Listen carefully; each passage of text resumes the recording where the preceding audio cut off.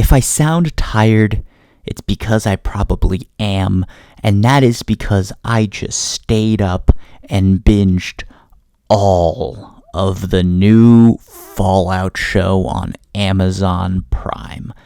And so I'm so excited and ready to talk about it, so let's get right into it. I have to say, I did not know what my expectations of the Fallout show were. Originally, I'm like, a video game adaptation, it's probably gonna be bad. And then The Last of Us happened, and I'm like, okay, so it probably could be good. And then I didn't hear much about it. I thought it was kind of like dead because I think it was supposed to come out originally like late 2023, and it never did. And then they announced, okay, we're getting it in 2024. And I'm like, okay. And that's when I learned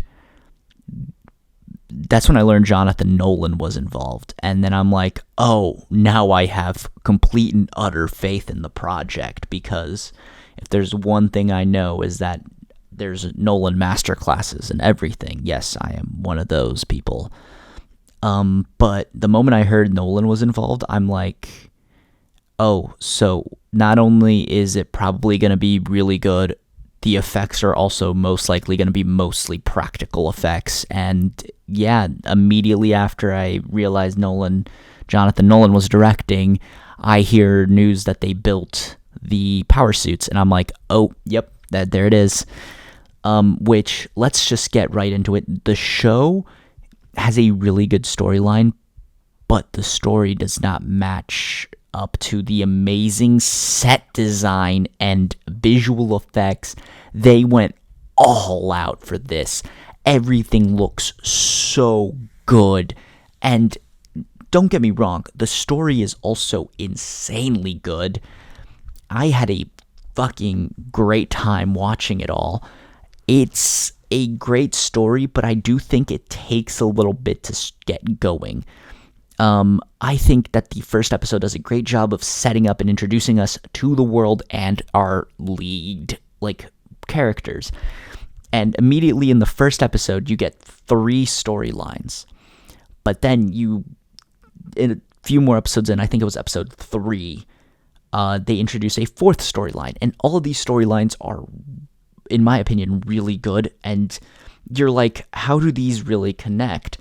While I do think one storyline doesn't connect as well as the others, but it's like a crossing of paths type deal to show 2 different worlds coming together, the other 3 connect very well together. And so for those of you who have either already watched the first episode or have already seen the whole show like I have, a slight spoiler, but if you've seen enough of it, or if you've seen a trailer, you know what I'm talking about. So the main 3 storylines are Lucy, who is the main character, Ella Purnell. Then there is the Brotherhood storyline with the actor in the power suit all the time, who is, I'm looking it up, go faster, there we go, who is Aaron Modon's character, Modon. And then there is the Walton Goggins storyline, where he is just an absolute badass. And then there is a 4th storyline that is really only introduced in the 3rd or 4th episode. I do not recall. I'm pretty sure it's the 3rd one.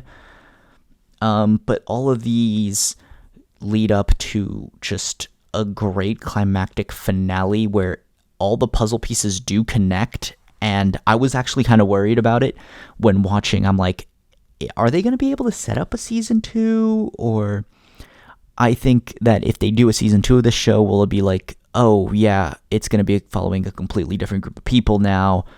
I saw a bunch of possibilities on how they could do a season 2 of this show, and honestly, I am kind of excited for what they do. Hopefully they get renewed. I think they will.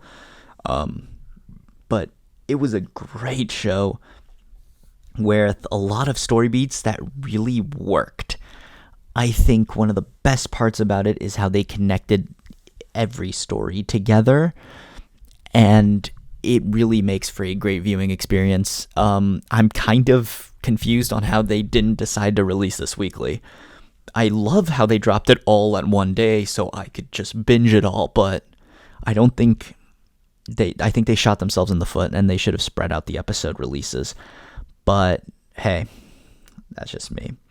But yeah, no, this show was great. There is a line from the trailer. I remember seeing it in the trailer, and it's so funny out of context, but somehow, some way, it's even funnier in context.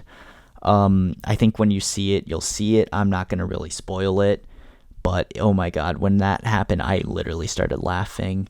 I think my one main issue of the show is just some awkward jokes in random points, and like they just didn't feel like they fit the scene as well, but everything else was so spot on, so good.